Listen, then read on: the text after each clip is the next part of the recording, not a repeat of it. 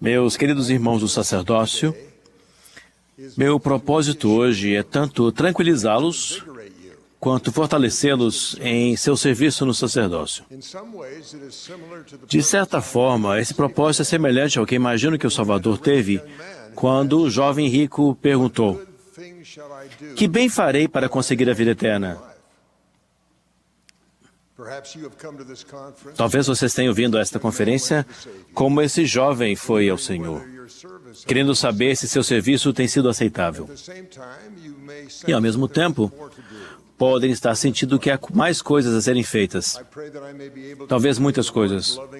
Oro para que eu seja capaz de transmitir a amorosa aprovação do Senhor por aquilo que já fizeram e dar-lhes um vislumbre como encorajamento do que vocês ainda podem realizar com a ajuda dele e como portadores de seu santo sacerdócio.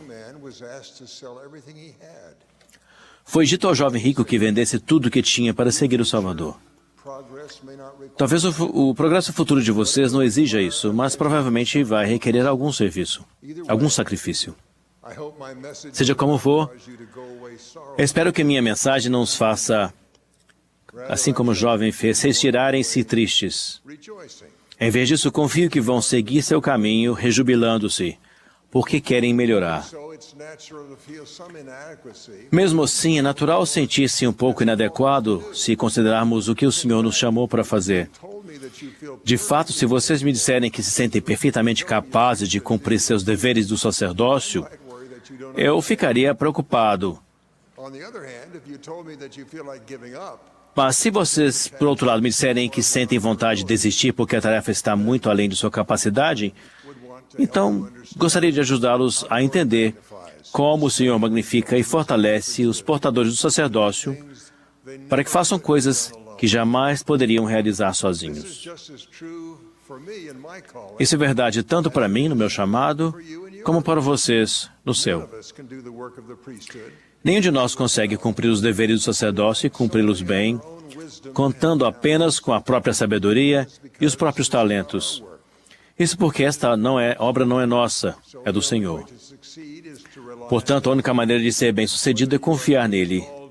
Seja você um diácono recém-chamado, com a tarefa de tornar a ordenança do sacramento mais espiritual, ou um mestre familiar, jovem, designado pelo Senhor para amar e a ensinar uma família que não conhece e que parece não querer seu amor ou sua ajuda. Ou ainda um pai que sabe que deve presidir sua família em retidão, mas talvez não saiba bem como fazer isso. E parece que não tem muito tempo, porque as crianças estão crescendo rápido e o mundo parece cruel e hostil. Por isso, se você se sente um pouco sobrecarregado, considere isso um bom sinal. Significa que você tem noção do tamanho da confiança que o Senhor deposita em você. Mostra que você tem uma pequena compreensão do que o sacerdócio realmente é. Há muito poucas pessoas no mundo que possuem essa compreensão. Até aqueles que conseguem dar uma definição razoável da palavra podem não compreender de verdade. Existem algumas escrituras que, pelo seu intrínseco poder espiritual, podem aumentar nossa reverência pelo santo sacerdócio. Vou citar algumas. O poder e autoridade do santo sacerdócio de Melquisedeque é possuir as chaves de todas as bênçãos espirituais da Igreja. Ter o privilégio de receber os mistérios do reino do céu, de que se lhes abram os céus, de comunicar-se com a Assembleia Geral e a Igreja do Primogênito, e usufruir a comunhão e a presença de Deus, o Pai, e de Jesus, o mediador do novo convênio, o poder e autoridade do sacerdócio arônico é possuir as chaves do ministério de anjos. Em suas ordenanças do sacerdócio manifesta-se o poder da divindade. Pois sem isso, nenhum homem pode ver o rosto de Deus, o Pai, e viver. Este sumo sacerdócio, segundo a ordem de seu Filho, Ordem essa que existia desde a fundação do mundo, ou, em outras palavras, sem começo de dias nem fim de anos, sendo preparado de eternidade a toda eternidade, segundo sua presciência em todas as coisas. Todos que são ordenados depois de chamado devem ter o poder, por meio da fé, para abrir uma montanha, para abrir o mar e dividir os mares, secar as águas, dividir o seu curso, para desafiar os exércitos das nações, dividir a terra, quebrar todos os grilhões, permanecer na presença de Deus, fazer todas as coisas segundo a vontade dele, de acordo com as suas ordens, subjugar principados e poderes. Isso pela vontade do Filho de Deus, que existia desde antes da fundação do mundo. Uma das reações que podemos ter diante dessas extraordinárias e inspiradoras descrições do poder do sacerdócio é presumir que elas não se aplicam a nós. Outra maneira de reagirmos é fazer perguntas ao nosso próprio coração, indagando a nossa alma. Alguma vez já senti que os céus me foram abertos? Será que alguém usaria a frase ministração de anjos para descrever meu serviço no sacerdócio? Será que levo o poder da divindade à vida daqueles a quem sirvo? Alguma vez já removi montanhas, desafiei exércitos, quebrei grilhões ou subjuguei poderes mundanos, mesmo que figurativamente, a fim de cumprir a vontade de Deus? Esse tipo de introspecção sempre traz uma sensação de que poderíamos fazer mais no que diz respeito a servir a Deus. Espero que também lhes traga um sentimento de querer fazer mais, um desejo de participar mais plenamente na miraculosa obra do Senhor. Ter esses sentimentos é o primeiro passo para tornarem-se o tipo de homem que o serviço no sacerdócio deve produzir. O próximo passo é descrito numa conversa entre Jeová e Enoque. Sabemos que Enoque foi um profeta que possuía grande poder, que estabeleceu Sião em meio a grande iniquidade. Mas antes de se tornar um poderoso profeta, Enoque considerava-se apenas um menino, lento no falar e odiado por todos. Ouçam as palavras que o Senhor usou para encorajar Enoque. Essas palavras também são para vocês que foram chamados para ministrar aos outros como portadores do sacerdócio. E o Senhor disse a Enoque, vai e faz o que te ordenei, e homem algum te ferirá. Abre tua boca, e ela encher-se-á, e dar-te-ei palavras, pois toda a carne está em minhas mãos, e farei o que me parecer adequado. Eis que meu Espírito está sobre ti. Portanto, todas as tuas palavras justificarei, e as montanhas fugirão diante de ti, e os rios desviar-se-ão de seu curso. E tu permanecerás em mim, e eu em ti. Portanto, anda comigo. Irmãos, nossa ordenança do sacerdócio é um convite do Senhor para andarmos com Ele. E o que significa andar com o Senhor? Significa fazer o que Ele faz, servir de modo como Ele serve. Ele sacrificou o próprio bem-estar para abençoar os necessitados. Portanto, é isso que tentamos fazer. Parece que Ele reparou particularmente nas pessoas que foram negligenciadas e até marginalizadas pela sociedade. E tentamos fazer da mesma forma. Ele testificou destemidamente, mas também com amor, sobre a verdadeira doutrina que recebeu de seu pai, mesmo que fosse impopular e devêssemos fazer o mesmo. Ele disse a todos, vinde a mim, e nós dizemos a todos, vinde a Cristo. Como portadores do sacerdócio, somos seus representantes. Agimos não por nós, mas por Ele. Falamos não as nossas palavras, mas as dele. As pessoas a quem servimos passam a conhecer o melhor por causa de nosso serviço. Assim que aceitamos o convite do Senhor, anda comigo, a natureza do serviço no sacerdócio muda. Ela se torna ao mesmo tempo mais elevada e nobre, mas também mais realizável, porque sabemos que não estamos sozinhos. Senti isso de modo extraordinário quando o presidente Thomas S. Monson colocou suas mãos sobre minha cabeça. Há 9 anos me abençoou quando comecei a servir em meu chamado atual. Naquela bênção, ele citou estas palavras do Salvador: "E quem te receber, lá estarei também, pois irei adiante de ti. Estarei à tua direita e à tua esquerda, e meu Espírito estará em teu coração, e meus anjos ao teu redor, para te suster." Depositei minha confiança nessa promessa muitas vezes, e tenho visto seu cumprimento de muitas maneiras ao longo dos meus 72 anos de serviço no sacerdócio. Aconteceu quando me tornei portador do sacerdócio arônico com a designação de distribuir o sacramento. Apavorado com a possibilidade de cometer um erro, saí da capela antes de a reunião começar e orei desesperado para que Deus me ajudasse. Recebi uma resposta. Senti que o Senhor estava comigo, senti sua confiança em mim. E então senti confiança em fazer a minha parte na sua obra. Aconteceu de novo quando eu servia como bispo. Recebi um telefonema de uma mulher que cometera um erro grave e agora estava diante de uma decisão difícil. Ao conversar com ela, senti que tinha a solução para o seu problema. Mas também senti claramente que eu não deveria dar-lhe a solução. Ela precisava encontrá-la sozinha.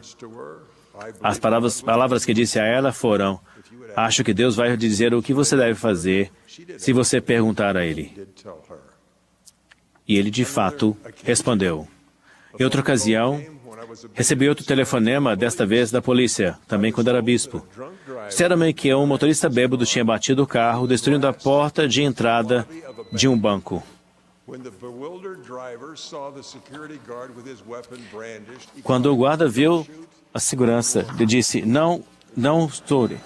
Eu sou o dono. Não atire, eu sou mormon." Descobriram que o motorista embriagado era membro da minha ala, batizado recentemente.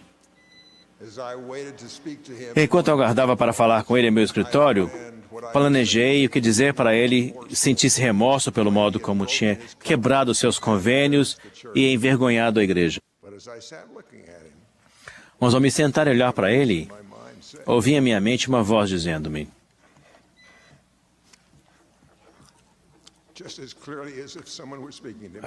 "Tão claro como se alguém estivesse falando comigo. Vou deixar que você o veja como eu vejo." Então, por um breve momento, toda a sua aparência se transformou. O que eu vi não foi um jovem desnorteado, mas um filho de Deus nobre, puro e cheio de luz. De repente, senti o amor do Senhor por ele. Aquela visão mudou nossa conversa e também mudou a mim. Aprendi lições importantes com essas experiências andando com o Senhor ao fazer o seu trabalho. Gostaria de compartilhar 3 delas com vocês. A primeira é que Deus conhece até o diácono mais recente e mais jovem e vai ajudá-lo. Vocês jamais precisarão sentir que são limitados ou insignificantes demais para ele, para que ele note sua existência e o serviço que estão prestando em seu nome. A segunda lição é que a obra do Senhor não é apenas para solucionar problemas, é para edificar as pessoas.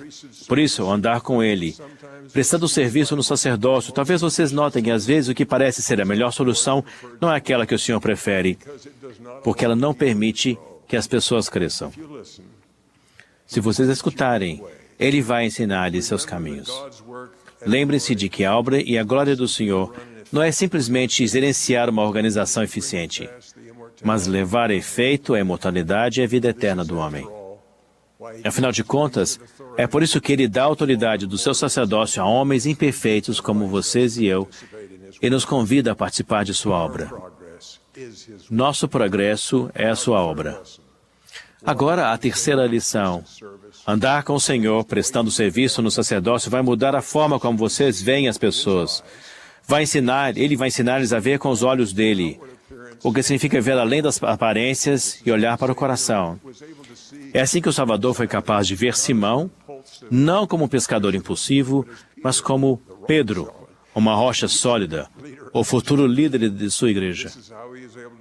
É dessa maneira que ele foi capaz de ver Zaqueu, não como um corrupto coletor de impostos, como as pessoas o viam, mas como um filho de Abraão, honesto e íntegro.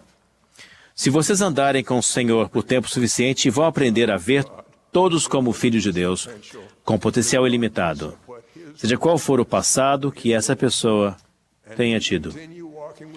E se continuarem a andar com o Salvador, vão desenvolver outro dom que ele possuía: a capacidade de ajudar as pessoas a ver esse potencial em si mesmas e arrependerem-se. Meus queridos irmãos no sacerdócio, de muitas maneiras somos como os 2 discípulos que caminhavam na estrada de Emaús, naquele primeiro domingo de Páscoa.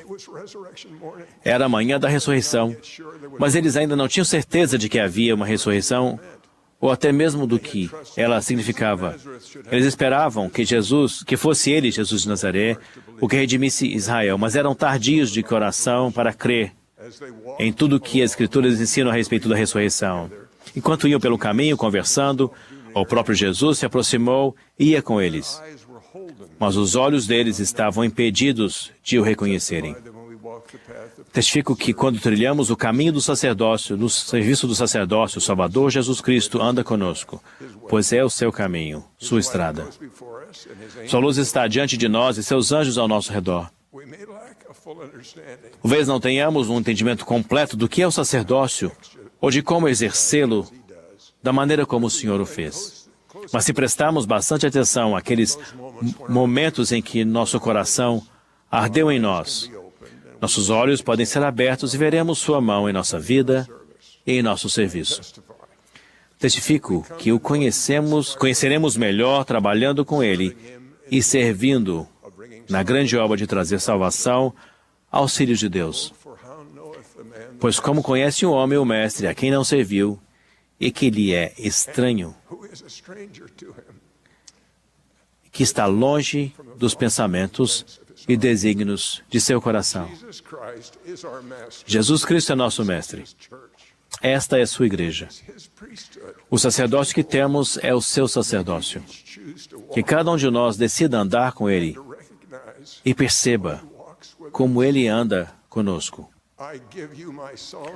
Presto-lhes meu solene testemunho de que Jesus é o Cristo, o Senhor ressuscitado. Testifico que o sacerdócio que Ele nos confiou é o poder para falar e agir em seu nome. Somos filhos de um Pai Celestial amoroso, que responde a nossas orações e envia o Espírito Santo para nos fortalecer em todas as responsabilidades do sacerdócio que temos a bênção de ter. Joseph Smith viu o Pai e o Filho. Ele recebeu as chaves do sacerdócio que foram passadas ao presidente Thomas S. Monson, que as utiliza hoje. Disto eu testifico. Em nome de Jesus Cristo. Amém.